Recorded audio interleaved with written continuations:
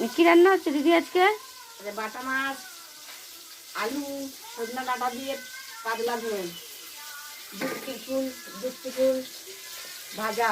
এই যে গুষ্টি ফুলের ভাজা, বাটা মাছ দিয়ে, কচু শাক, আলু দিয়ে ডাঁটাদের ঝোল। কচু শাক। আর এই একটা দেখাচ্ছি কচু শাকটা, আপনারা দেখুন কত বড় কচু শাক। আমি তো প্রথমবার দেখছি এত বড় কচু শাক।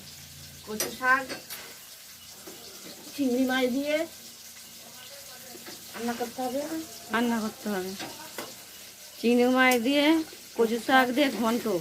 হ্যাঁ, কচু শাক কাটতে হবে, সিদ্ধ করতে হবে, জল ঝরাতে হবে, জল ঝরিয়ে ফেলে দিয়ে তারপরে রান্না করতে হবে।